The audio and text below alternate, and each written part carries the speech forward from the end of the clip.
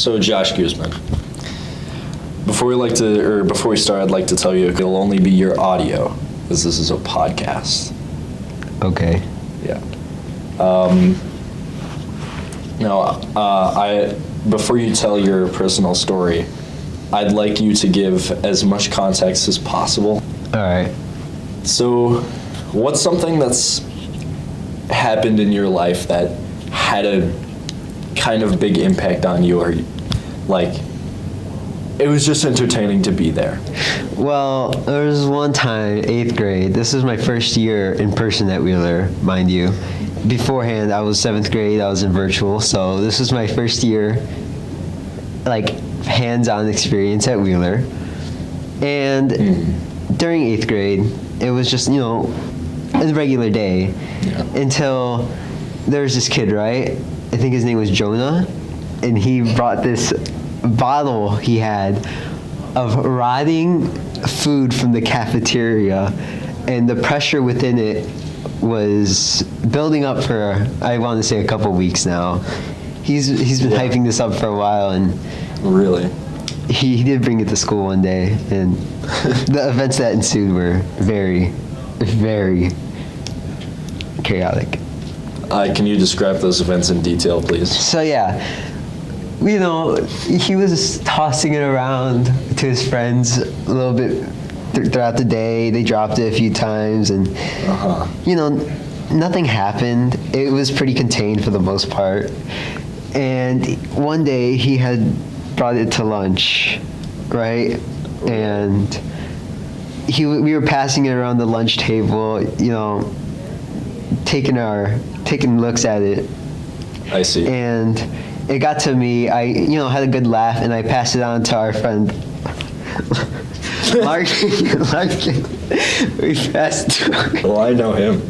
We passed it to our friend Larkin, and Larkin was like, "Oh, bro, that's disgusting!" And he slapped out my hand, and it went flying and twirling through the air. And this was the furthest it's been thrown, and it slammed to the ground. It bursted open. The contents within the bottle were they flooded the cafeteria. It reached the ceiling.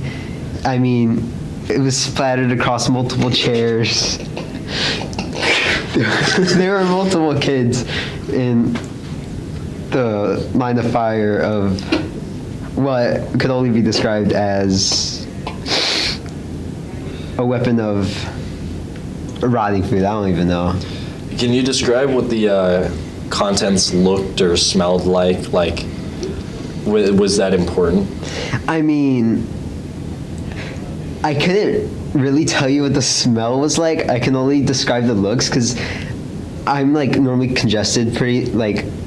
My allergies get pretty bad, so I don't really smell all too much. But there was a really dark green pasty substance. I got some of it on my shoes, and mind you, I was multiple feet, probably 10-20 feet away from the impact, and I had some on my shoes. And the person sitting across from me, the back of their chair was pretty covered, to say the least. Yeah. How were you affected by this? Did it leave any lasting anything, thoughts? It left a lasting impact on what I thought of Jonah and Larkin for the most part. I viewed them a little differently afterwards. I mean, it was kind of stupid to bring such a thing to school. I mean, if I were to say the least, it probably gave me a little bit of PTSD. It was a pretty traumatic event. I've seen people get covered and drenched in a substance I could only assume smelled foul, and I had to watch Larkin end up cleaning up the mess as one of the supervisors came over and handed him a rag and had him clean it up. What was the explosion like when viewing it? Was it kind of cinematic? I would imagine it would be similar to that. Oh yeah, thinking about it now, it was almost in slow motion. We call it Larkin's Muddy Surprise. Oh really? Yeah, because it was out of nowhere. It was basically a surprise. That's true, and muddy because I'm assumed it looked pretty dark. Yeah, it was a like dark, pasty substance, to say the least. Yeah. Okay. Did you know that this event was gonna happen? Like, you had prior knowledge that allowed you to prepare mentally for it? See, like, I had prior knowledge of what was in the works. I knew what was to come when the eventual day happened, but I was not informed of the actual date of when this event would take place.